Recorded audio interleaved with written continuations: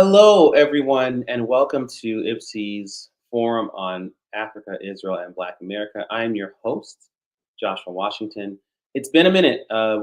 We didn't have a forum last week, I believe, and then the week before, our CEO did it. We're still getting into a rhythm. Um, as again, I'm not going to get into all the stuff again, but a lot of you guys know what's been happening this year is a very bizarre year with the loss of Olga Michelle Washington, my wife, and IPSI's Speakers Bureau chief and board member. But we're here today, and we have a few things that we need to get into. Um, First thing, though, we have a few announcements. First of all, if this is your first time checking us out, you can visit our website at ibsi.org. You can look at our mission, what we do, why we do what we do, and check out our other content. You can also go to our Substack at ibsi.substack.com. Check out the articles that we've been writing. We do have podcast episodes. We haven't had an episode in a little while, but we'll be getting up to that. You can still check out our previous podcasts. The people that we've had on our show, really incredible people. Some people will come back these next set of shows, next set of episodes, and you can become a premium subscriber and support us in that way as well. Um, If you know us and you like us and you want to support the work that we do, you can become a legacy builder. A legacy builder is someone who they want to donate, they want to give to IPSI, but for them, it's better to give in smaller doses at a time. You can set up monthly contributions to IPSI by going to ibsi.org/donate. You can give as little as, I like the number 18, you can give as little as $18 a month. And it really helps us to continue our work, strengthening the ties between Africa and Israel and the Black and Jewish communities. And you can visit our merch store. If you want to support us, you can. We have different merchandise. We have mugs and journals. We have T-shirts and all those kind of things. So if you want to support IPSI and have something to show for it, you can go to our merch store, ibsi.org/store. And have something to take home with you. All right, so some announcements. November 20th, 2025, Philadelphia, I have an announcement for you. I'm bringing my Journey to Healing tour to your community, and I can't wait to share it with you. I'll be at Adath Israel, really beautiful synagogue in Philadelphia, sharing the songs that I've been sharing on my tour, and also engaging with you in Q&A and all those things. So it's going to be a really nice time of music, of sharing, and of our communities coming together, again, healing together, growing together, and learning together as well. A sincere thank you to Stand With Us, Adath Israel, Mainline Reform, Temple Beth Hillel, Beth El, and the JCRC, and everyone else working behind the scenes to really make this event happen. So that's November the 20th. I will be there 7 p.m. Adath Israel and Lower Marion. So if you want to be a part of that, there'll be information on that. We'll be posting. Also, our friends in Philadelphia at Adath Israel will be posting about that as well. But I don't want to miss you. I hope that I get to see you there. Second announcement is Returning the Favor. It's a Hanukkah concerts that I'll be putting on in the next few weeks. It's a project that my co-producer, Randy Sandoli, who the theme music you hear for our forums every week was written by him. He and I come together to make this Hanukkah album. And the whole idea is that, a lot of really iconic Christmas music was written by Jewish composers. So I had this idea that started off as a joke that, hey, you know what? Why don't a bunch of non-Jews get together and write original Hanukkah music? And we can call the project Returning the Favor. And so what started off as a joke turned into something very serious and real. And then Randy and I, along with his wife Della, who's an amazing songwriter and singer as well, got together, started studying the Book of Maccabees together again, reading it together, writing songs based on the story. We wrote some original music, some heavier songs, some lighter songs, and it's turned into a whole album. We have a kids choir on it. We'll be debuting this album in Chicago on December the 7th. And then in Los Angeles on December the 14th. It's going to be a lot of fun, a great time of bonding and community and just music. We have some incredible musicians who are going to be with us. It's just going to be a great time, you guys. So If you are in Chicago or Los Angeles on either of those dates, get your tickets, come out. In Chicago, we'll be at New Beginnings Church. That's Pastor Corey Brooks' church out there in Chicago. And then in Los Angeles, we'll be at Wilshire Boulevard Temple. So get your tickets, get your stuff, come out. We'd love to see you. And then lastly, our CEO is in Israel. He's still there. He's doing a lot of work. He's actually there longer than originally planned. He's actually leading another tour right now. And some of our staff will be out there to join him in just about a week. We are getting ready for a pastor's tour that's happening. That's what he's preparing for next week. And if I'm not mistaken, I still believe that we're still finishing up the funds for that. And so if you, again, donate to ibsi.org/donate, help us to be able to give this to these Black American and African pastors, get them to see the land, really let the land speak for itself. There's a lot of history and just really amazing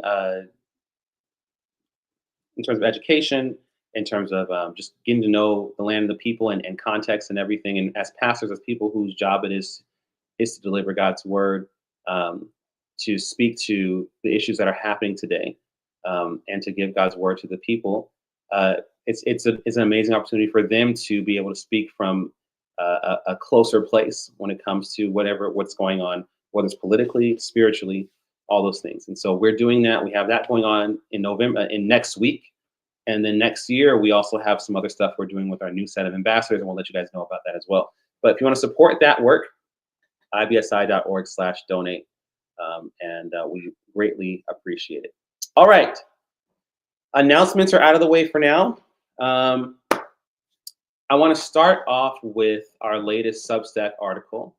And that's actually one that I pinned. I think this is, sometimes my memory goes all over the place this year, but I think this is the second article that I pinned with IPSI this year. But this one is not a long one, but it just, we got the news just about 4 days ago that Joshua Malito Malel, who was a Tanzanian student, 19 years old, he was in Israel studying and doing agriculture. And for those who don't know, Israel, there's countless programs all over Israel that do exactly this thing, where they take in young people from all over the world, give them this type of training, especially Africa, give them this training, whether it's agriculture, whether it's specifically in regards to, well, on a government level, sometimes it's counterterrorism, but on a person-to-person level, it's stuff like farming and agriculture and things that can help them in their country in terms of food security and all that stuff. Israel trains and then sends them back to their country. A lot of these programs are paid internships as well. We got to visit a village in northern Israel, which sadly has been very much damaged by the rockets from Lebanon last year. But it was a place where a good friend of ours gave us a tour and showed us there are farmers and workers there who are paid workers from all over Africa, who are there to learn how to till the land, because there's a lot that Israel has learned to do, being in the desert and being able to make fruits that shouldn't even be growing in the Middle East grow in Israel. And so they've freely given this knowledge to the rest of Africa for those who want to learn. And then they send them back, no strings attached. There's no obligation to come back to Israel and we're giving you these skills, and now we're sending you back to provide, to bring what you've learned to your country. And so Joshua Malel's goal as a 19-year-old young man, was to learn all this stuff and start an agriculture business in Tanzania. That's why he was there. He, along with Felix Matenga, who's also Tanzanian, they were brutally murdered by Hamas on October 7, 2023. Joshua's murder was filmed. And it wasn't just like an accidental shot while we're fighting these Israeli soldiers. This was an invasion of Israel, raping of women, murdering of children, kidnapping of the elderly, Holocaust survivors. We learned about the Bibas boys, like the two young boys. The one was a baby and the other one was like 4 years old. They were strangled to death before their bodies were returned to their families as they were waiting to see if their children were going to be alive or not. Joshua Malel was was terrorized. He was pushed around. He was tortured, and then he was murdered, and then he was shot several times in the head after he was killed. Um, and it was such a visceral murder, and we know this because Hamas had GoPros on their helmets, on their heads, on their chests that filmed the whole thing, and they shared it with each other in different groups and posted about it. He was brutally murdered in that way, and then they took his body and kept it for 761 days. Now, this kid was not an Israeli. He was an African. He was there to learn some stuff from Israel.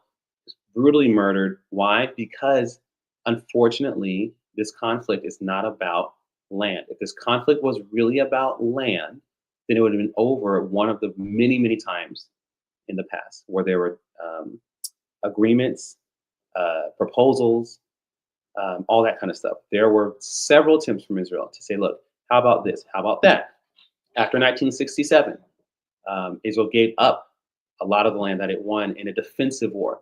You guys can have it back. We don't. We just want to live in peace. We're not trying to expand. We're not trying to stretch across North Africa like the Arab Muslim world has done. We're not trying to do any of those things. We just want to live in peace in this place. Here, take this back. Egypt, you can have the Sinai Peninsula back. We don't want it. That's what they did. And so if it really was about land, it'd be over.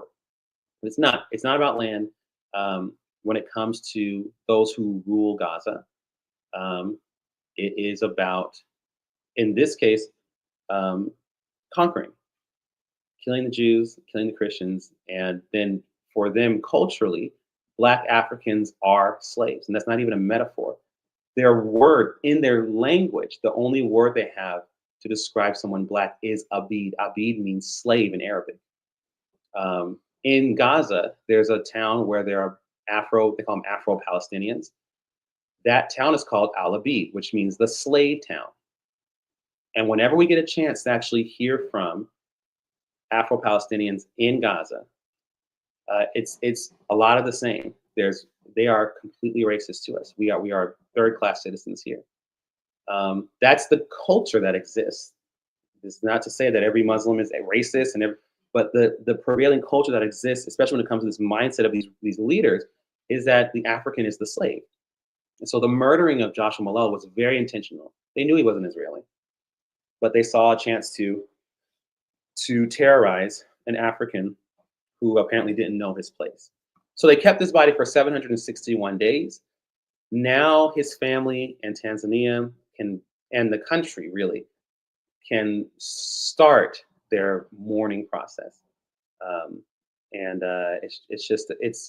We're glad that his body has been returned, but obviously the circumstances are not amazing. And so you can check that out. It's in our last article on Substack, Africa Israel Weekly.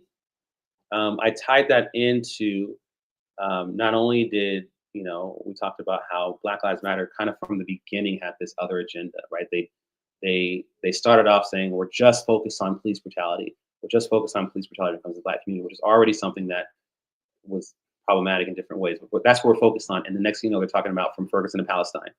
So they have made it very clear in the beginning of Black Lives Matter, 2013, 2014, that we are not involved. Don't ask us about this and that. We're not involved in Africa. No, we're just dealing with America and police brutality. They've been weighing in on the conflict in many ways. And one of those ways, we showed it before, after what happened on October 7th, a lot of people were murdered at the Nova Festival in Israel that took place every year. There were paragliders who paraglided into the festival, shooting down young people, my age and younger, who were at this festival, killing them, wounding them, kidnapping some of them as well. Not only did Black Lives Matter decide to weigh in on this, they weren't even subtle. They weren't even going to weigh in and say, well, we just think that, there are some times, but no, they posted a graphic of a paraglider with a Palestinian flag attached to it. And it says, I stand with Palestine. And this has always been my thing. Even if that's where your position was, can't you not say I stand with Palestine and say, but that was gruesome and wrong and that shouldn't happen, right? Like that. No, we stand with those paragliders who shot up those random teenagers, people in their 20s, 30s, just having fun at a festival. The festival, mind you, which was a peace festival. It was a festival that was promoting peace between Israelis and Gazans. The festival, however, the festival was a festival that was promoting peace between the two peoples. The young lady who was one of the leaders of the festival, she was known for being a champion for promoting unity between Israelis and Palestinians. She was a big voice for that. Not only was she murdered, she was taken hostage and tortured and raped and murdered. They didn't care. And so BLM posts a graphic that says, "I stand with Palestine," with the paraglider saying, "No, that killing, that slaughtering stuff, yeah, we're all for that. Absolutely." So they have shown their hand many times, and they did it then. And so we called that out again because among the people who were slaughtered on October 7th, you had Africans, you had Bedouins, you had Ethiopian Israelis, you had Israelis of all different skin colors and everything. Didn't matter. It wasn't about, you had Muslims who were murdered on October 7th because Israel has a 20% Arab population. Israel has a Muslim population, right? Some of Arabs are Christian, some are Muslim. You had all that stuff. BLM didn't matter. We stand with it. Okay, so we are happy to see, at least, again, it's a bittersweet thing, that his body has been returned. But yeah, woe to those who call good evil and evil good. And so our hearts are with the families of Joshua Malala and Felix Mutinga and all those who have been waiting all this time for the returning of the hostages, both of the live hostages and the dead bodies. So that's one of the things that happened. Again, go to ibsi.substack.com. You can check out that last article, and we have more coming. Okay, next topic for the day, and I want to make sure I'm not missing anyone as I'm going through. Oh, I see a comment here. Poor Joshua, I saw that video. What's the point of his murder? Yeah, I mean, that's the whole thing.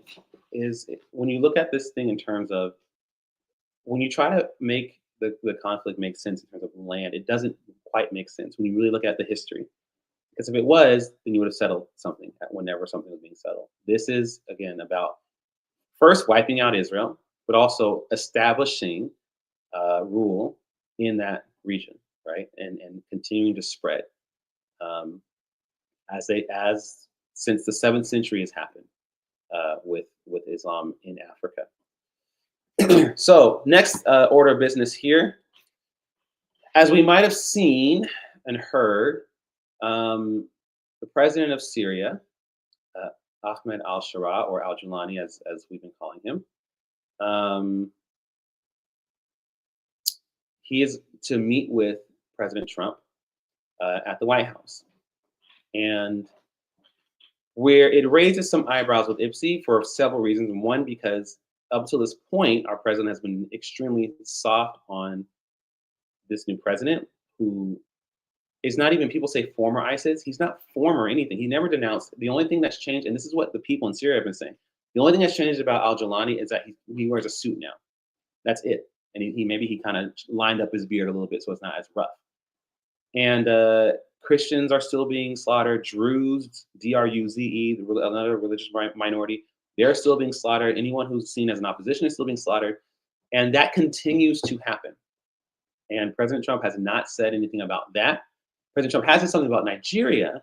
But again, the thing that does not impress us at all here at IPSI is that, sure, President Trump says this about Nigeria, but he's not saying anything about the ones who are actually funding and enabling the slaughtering in Nigeria, which is Qatar, which we'll talk about in a minute. But so there's a letter that was written. 100 faith leaders in America wrote a letter urging the president to pressure Syria to end its blockade on humanitarian aid to religious minorities in southern Syria.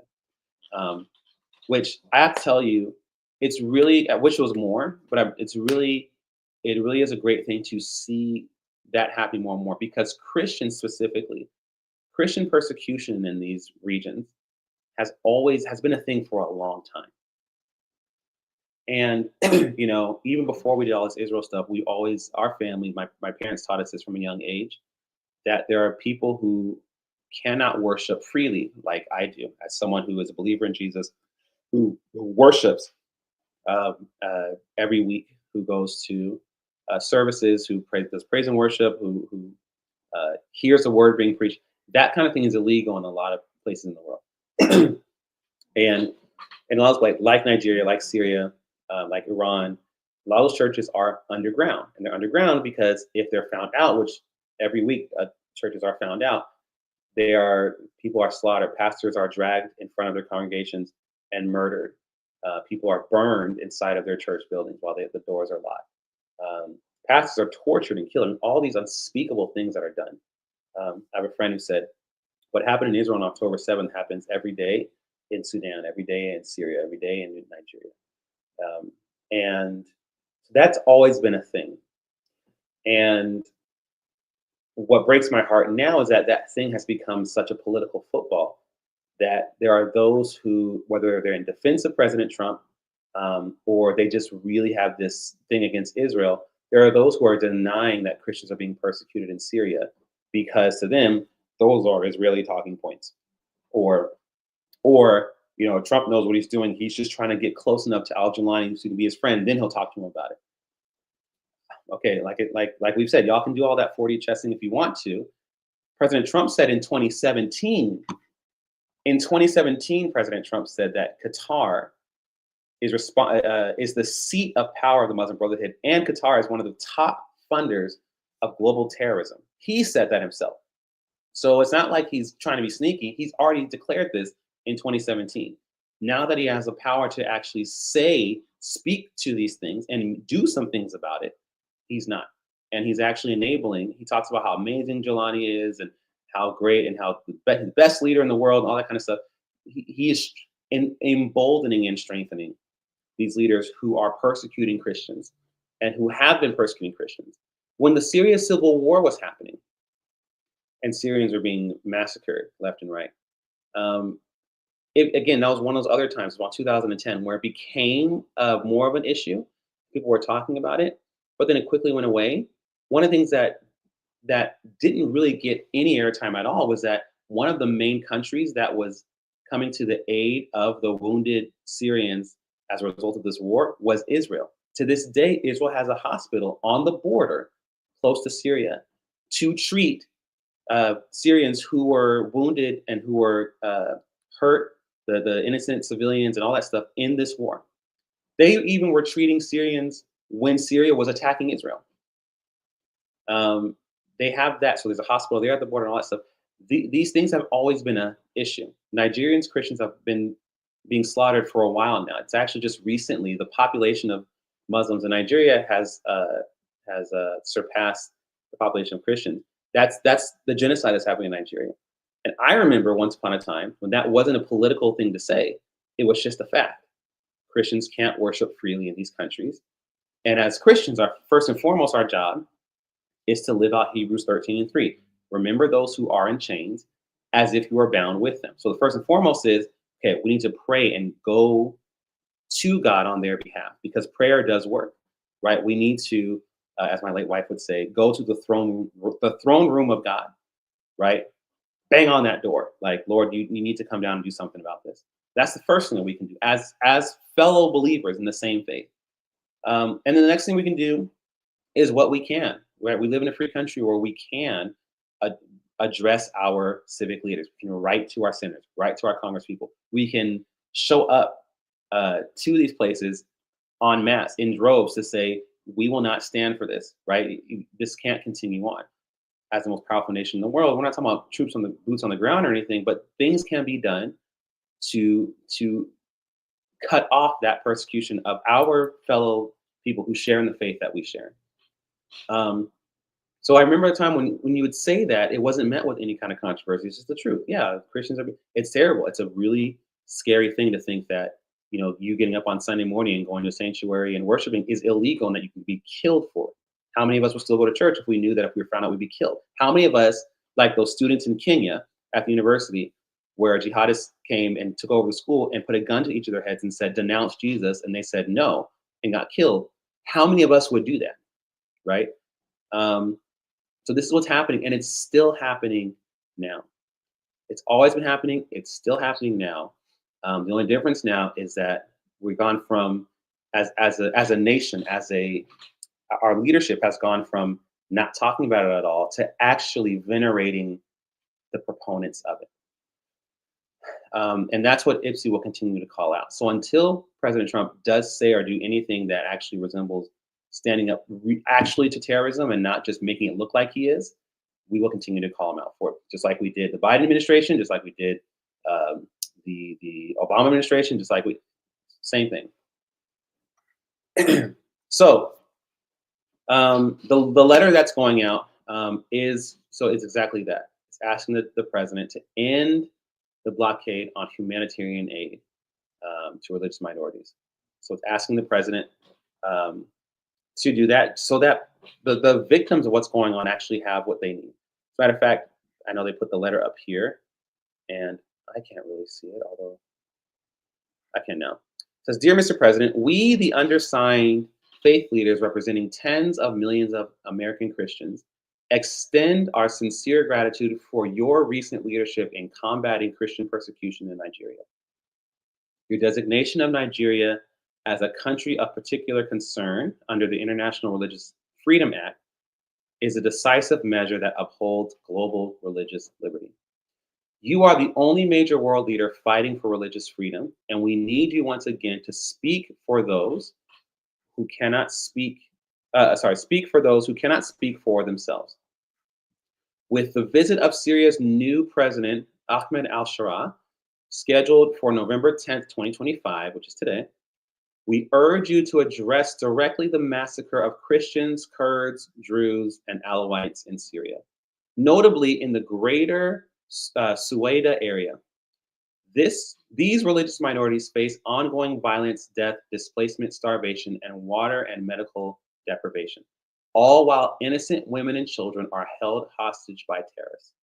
We are grateful for your administration's recent announcement that you are urgently rushing humanitarian aid to southern Syria, and as winter approaches, more needs to be done to prevent the impending catastrophe.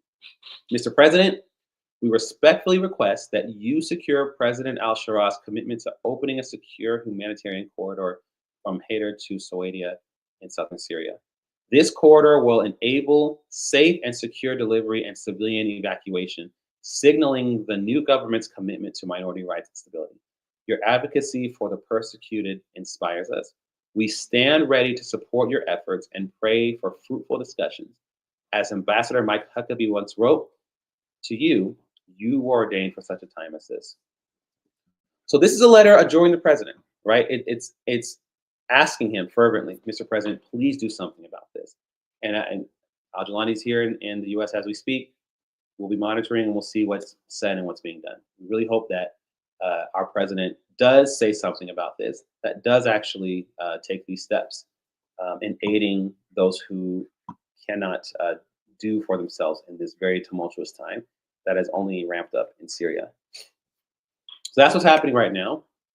And you best believe that there'll be something that comes out from IPSI soon, because we'll see what's been happening with this meeting and what actually is said and what actually is done. Now,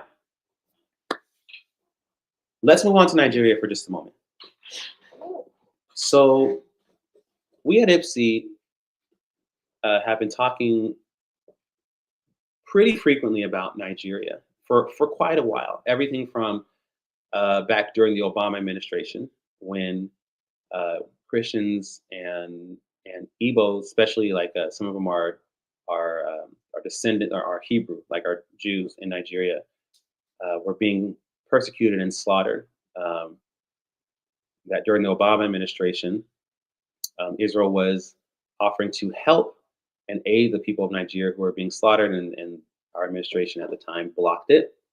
From that to the Obama administration, President Barack Obama actually meddling in Nigerian elections, and actually campaigning for Buhari, who really was the one who was the progenitor of all this slaughtering of Christians, to the Chibok girls who were abducted, the whole Bring Back Our Girls campaign, which was Michelle Obama's first tweet. It was a picture of her holding up that sign that said "Bring Back Our Girls." You guys remember that? to a few years later, Boko Haram publishing a video with those girls who were kidnapped several years later, so they're a little bit older, making them say to the camera, "We are never coming back." All the way to fairly recently, this happened, I think, just a year ago, at both a wedding and a funeral in Nigeria. There was, I think, for the first time in Nigeria, suicide bombers who killed dozens of people at a wedding and a funeral. Those suicide bombers were female, and it was found out. I mean, we already knew, but it was just confirmed. It was confirmed after that that those two suicide bombers were two of the girls of the Chibok girls who were abducted way back during the Bring Back Our Girls campaign. What was that? 20? I think it was 2009. I believe. I can't remember the exact. If someone remembers, you can put it in the comments. Just remind me what year Bring Back Our Girls was. So the girls that who were taken back then, those some of those same girls were made to uh, strap bombs to themselves and blow up a wedding in Nigeria and a funeral in Nigeria. So we've been tracking this for a while. Um, just recently, another group that we're all familiar with, ISIS, has openly admitted to slaughtering Christians. We've known this. This is what's been going on, um, and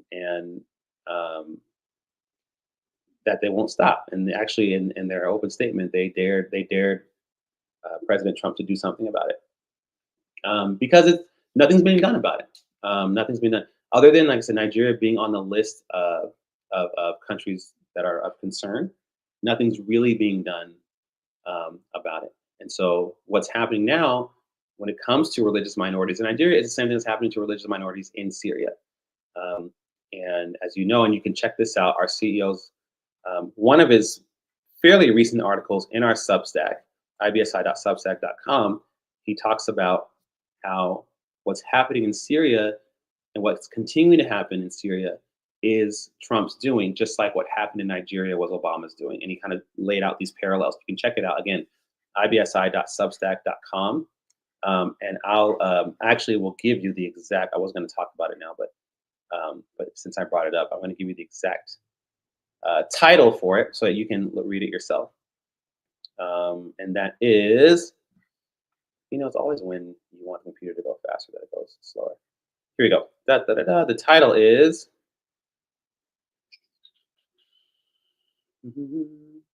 Okay, I'll have to find it. I can't find it right now. Maybe it is further back. Oh yeah, Blood on Our Hands. So yeah, it's a two-part article.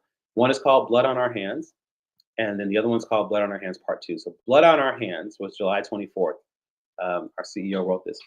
Subtitle is How the Obama and Trump Administrations Empowered the Genocides in Nigeria and Syria. So yeah, you can check that out. It's definitely what's happening right now is for their own reasons and agenda, the continued persecution of religious minorities, namely Christians, but others as well, like the Druze and Kurds. It's going not only ignored, but their leaders are heralded right now. And like I said, we'll continue to call it out because in all of this, and what's always been true forever since Israel's existence, what continues to be true is that in that region, well, not necessarily Nigeria, but talking about Syria, in the Middle East, the only place that's safe for Christians to be, where Christians can worship freely, is Israel. Make no mistake about that. Israel is the only only Jewish state, period, but also the only state in the Middle East that allows freedom of worship. You can be Muslim in Israel, you can be Christian, you can be atheist, you can be Buddhist, and Christians in the Middle East, some of them often will flee to Israel.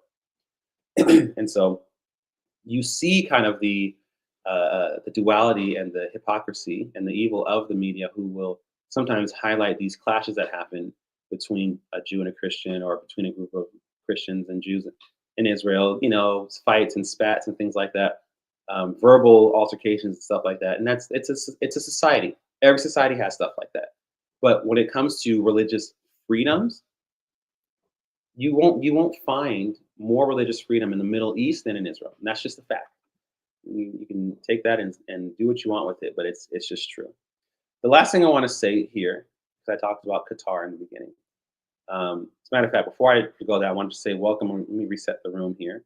Um, Welcome, whoever is, if you're just joining us, again, this is our weekly forum on Africa, Israel, and Black America. I'm your host, Joshua Washington. We're here we try to be here every Monday at 8 p.m. Eastern time. It's been a little bit sporadic lately. We're still finding our footing here and getting our rhythm going. But you can tune into these Mondays at 8 p.m. I wanted to talk about this. Our CEO also wrote an article a couple weeks ago called "The Popularization of Jihadists." How the Trump administration continues a deadly Western tradition. And one of the things that our CEO talks about, the first thing he talks about is how former Black Panther Eldridge Cleaver, we've talked about him quite a bit because he was someone who, very radical Black Panther, very anti-communist, anti-Israel, anti-America, anti-capitalist, anti-West. And he, on his own accord, he fled to Algeria, among a couple other places, and Cuba. And because he was fleeing the law, but he was also going to stand, to be in solidarity with, what he thought were his Arab brothers and sisters and his communist brothers and sisters, all that stuff. And he went to these places, and especially in Algeria, he saw African slaves in these places. He went there and he saw just how the end results of communism in Cuba. He saw in Algeria, Black slaves, being treated like animals. And he came back after spending several years in these areas, a completely changed man. And he wrote a book called Soul on Fire. He became Christian and Mormon, I believe, and he completely changed his outlook on life. One of the things that he became very, very pro-Israel. And one of the things that he talked about in his pro-Israel stance, he said, this is 1975, he said, in regard to the Arab-Israeli conflict, this is what Cleaver said. Cleaver said that after the Arabs began using oil as a weapon, he detected a shift in American policy toward Israel. And this is what Cleaver says. He says, one could foresee if that trend continued, the American government was capable of sacrificing Israel. So he called this back in 75, which we're seeing now. And so the article continues on. Our CEO talks about how he wrote this on October 28th, our CEO did. So this was a few weeks ago now, but the article said a few days ago, as Air Force One stopped to refuel in Doha, the Qatari emir and the prime minister joined President Trump for a brief exchange in pleasantries. During his comments to the press, Trump held hands with Sheikh Tamim bin Hamad Al Thani and declared that he, and with Trump's word, is one of the great rulers of the world, beloved and respected, and that he helped bring peace to the Middle East. Along with Iran and Turkey, Qatar is responsible for a global jihad that foments Israel hatred, anti-Semitism, and the ideological destruction of the West in ways previously unseen. And here's something I just want to list a few examples, because the fact that not only did Trump call these people the great leaders of the world, he's continuing to push this narrative that Qatar brought peace to the Middle East, when not only is it not true, according Trump's words in 2017, remember I said that Qatar is one of the top funders of global terrorism. That's always been true. Qatar is the seat of power of the Muslim Brotherhood. At this point, it was formed in the early 1900s. A long-standing terrorist organization that has just been banned by Kenya, that has been banned by another African country, it's escaping me at the moment, that Egypt even banned several years ago. Qatar is responsible for South Africa's International Court of Justice genocide case against Israel. Qatar owns Al Jazeera, both the popular news network that we might see from time to time, AJ Plus, anything that's connected to Al Jazeera. It's Qatar is the state sponsor and owner of that news source. It's closely aligned with Hamas. Top Qatari officials have stated several times that we are all Hamas. Qatar supports Hamas and actually supported the October 7th attacks. What Hamas did to Israel on October 7th, 2023, part of their funding came from Qatar, right? So bringing peace to the Middle East, this whole war is because of your funding to Hamas. right? Qatar is actively planning the next attack on Israel, which we'll talk about next week. And they continue to flood our colleges and our K through 12 schools with anti-Israel, anti-U.S. indoctrination. And this is not just random talking points. We have the receipts. We've been talking about this for a while. And you can go to that article called "The Popularization of Jihadists" on our Substack.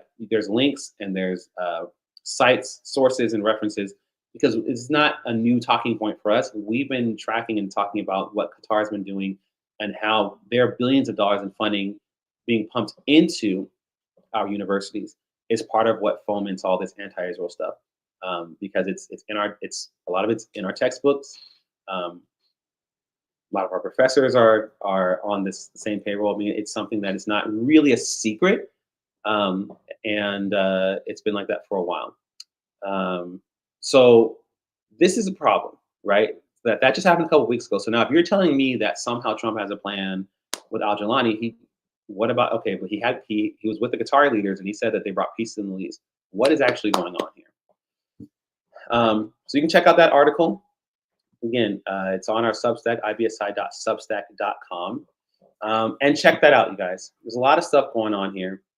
At IPSI, we try to just be as clear as possible to what we're seeing. We can't always tell you what's going to happen, but we be less of the organization that we say we are if we didn't call these things out and call these inconsistencies. This is some major stuff going on that does not bode well for the stability of the Middle East and for the stability of the West in general.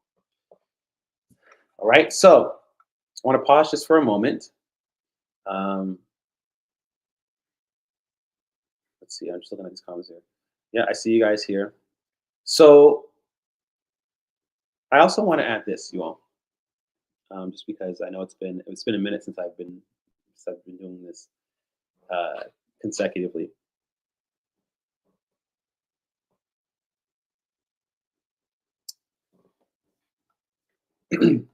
So we at IPSI, our focus is Africa, Israel, Black and Jewish relations, right? Through education, advocacy, community engagement, which is a big part of the reason why we're ramping up what we're doing now, which is not just trips to Israel, but these educational courses where we actually we did this 2 years ago with our first set of ambassadors, where we engage with them on a weekly basis, on a regular basis, and not just telling them blah blah blah blah blah, but actually being able to go back and forth and really studying this stuff and understanding what's happening in the Middle East. Yes, on a geopolitical level and all those different things, but also, on a spiritual level as well, right? What's going on and why are these leaders so hell bent on destroying Israel, and what really is happening? So these things that we do are things that we do because of what we feel that we need to do as Black Americans, and as Christians first and foremost. We stand on the shoulders of great people who have done this in the past. I mentioned Eldridge Cleaver, 1975. There's a whole organization called Black Americans Supporting Israel Committee, which was founded by Dr. King's right-hand man, Bayard Rustin. In the same year that Eldridge Cleaver said what he said about Israel, 1975, right after the United Nations passed Resolution 3379 that says Zionism is racism, there was a whole contingency of Black American civil rights leaders who spoke out against that, including Martin Luther King Sr., Coretta Scott King, Rosa Parks, Leontine Price, Arthur Ashe, Count Basie, Lionel Hampton. You had musicians, you had political leaders, you had religious leaders, you had people from different walks of life who took this statement by the United Nations very seriously. Why? Because they understood, one, the deep connection, because they were living it, the deep connection between the Black and Jewish communities. Dr. King said himself, no other ethnic minority, no other ethnic group has been as empathetic to our cause than the Jew. That's what Dr. King says.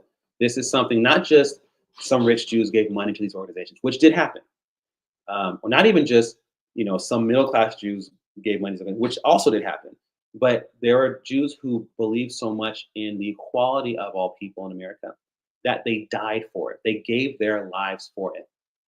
The Mississippi burning was as a black man and two Jews who were with him, um, helping organize and do these things, and they were met in the streets and murdered by these white racists. And they, the people, the Jewish people who stood with us in those times, they understood what that meant for them, but they knew what it meant to be ostracized, and they knew that they couldn't stand for it for anyone else. So there was a deep connection there. And as a community back then, the civil rights leaders, they understood how deception really worked and how lies worked. And they knew that these things that were being said about Israel not only was not true, but was being used um, as a way to cover up their own atrocities. People who are saying these things, the Arab leaders and countries and people in the states who are saying things about Israel.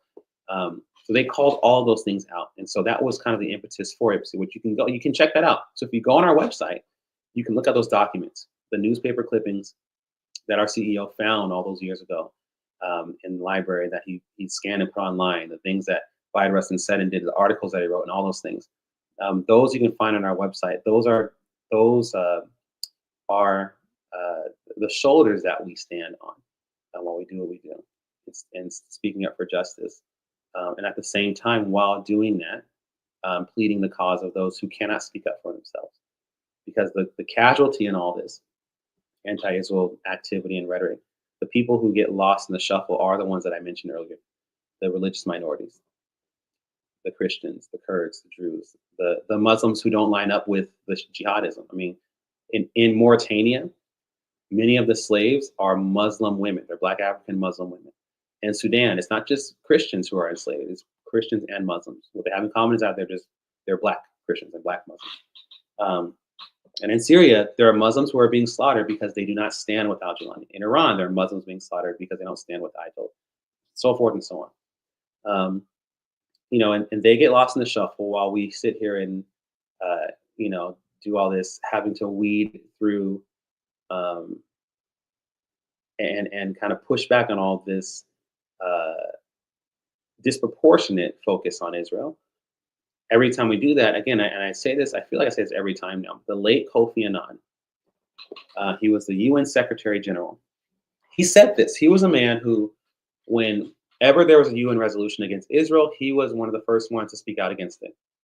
But he noticed a trend. He noticed this trend that every time we came together, every resolution that we passed would be against Israel. And we hardly would ever talk about anything else. And he finally said, since the beginning of the UN Security Council, they have focused almost entirely on Israel. And there are other countries like Sudan who haven't been able to say a word. And I said this before, and I'll say it again. His point wasn't even, I stand with Israel. Da, da, da. His point was, there's something wrong here, you guys. There's something wrong here because Sudan is on fire. And he said this back in 2001 or two, or maybe it's 2000. I would just talk about this. Sudan's on fire. Nigeria's struggling. We got Rwanda. We got all this stuff, and we come together. And what's the topic? We're talking about Israel. So part of it is, it's not an obsession on our part. It's an obsession on their part. We're going, okay, guys. There are actual genocides going on. There's actual suffering of religious minorities going on. There are actual things going on that not only is Israel not involved in, but Israel has actively helped the people who are suffering in those areas. People have fled to Israel. As I said, they have hospitals on the border of Syria to help the Syrians who are wounded and who need shelter. They bring them into their borders, all that kind of stuff. Like that's so like the less time we spend on going after the Jewish state and the more time we spend on actually going after what's really going on, the more Israel can actually help these people. Like they've been able to do so much even while being attacked, even in the middle of a war. They've been able to do these things for other countries. They're the first responders for all this stuff. So just like the late Secretary General Kofi Annan, that's really what's going on. Is okay, but you know what? Why is Israel always a topic of conversation? Like we're supposed to, our whole purpose as an entity at the United Nations, the Security Council, is to oversee the security of countries in the world. Okay, so why is every week Israel this, Israel that, Israel this, Israel that? And he spoke out about it. Because he was like, there's a problem with this. And so, yeah, one of the things that we do as a side thing in talking about Israel is really is elevating those other causes as well, because those are the casualties that happen in the deception and all the muck and the mire. All right, so I wanted to say that. I see comments here. Hello, hey Jill. Yes, including yes, what happened in Jamaica. Israel was also first responder in Jamaica. It doesn't really get publicized as much. One of the first responders to the hurricane that happened in Jamaica was Israel Aid. They often are first responders in natural disasters. What happened in Haiti several years ago, all that stuff. They are, no matter what's going on, they're usually the first people on the ground and the last people to leave. And that's always been the case. So anyway, just wanted to say that, you guys, listen. Like I said before, we got a lot of good stuff coming up. There's been a lot going on lately um, with our administration in our country and all that stuff. But we also have these really amazing things happening as well. And like I said before, I will be in Philadelphia on November the 20th at Adith Israel. It's a beautiful synagogue. They're hosting me. They asked me to bring my Journey to Healing tour, which just ended, which ended in my old hometown of Stockton, California, a couple days ago. They wanted me to bring that to their synagogue in Philadelphia and do a Q&A. So I'll be there. I'll be sharing my story. I'll be talking about the impetus for some of these new songs I've written about my late wife and healing and all those things. And I'll be there November 20th, 7 p.m. Adith Israel in Lower Marion. Again, shout out to Stand With Us, Adith Israel, Mainline Reform, Temple Beth Hillel, Beth El, JCRC, and everyone who's been working hard behind the scenes to make this happen. I'm so excited to see you. Please come out. If you're in that area, I'd love to see you there. Again, we have the Hanukkah concerts coming up, Returning the Favor. It's going to be a celebration of Hanukkah, the Feast of Dedication, the Christian and Jewish unity, connection. We'll be together singing some songs you might recognize and brand new original Hanukkah music that we're going to present to you along with the new album that we have called Returning the Favor. So we'll be in Chicago, December 7th, Los Angeles, December 14th, and we'll have some new music for you. So we hope to see you guys there.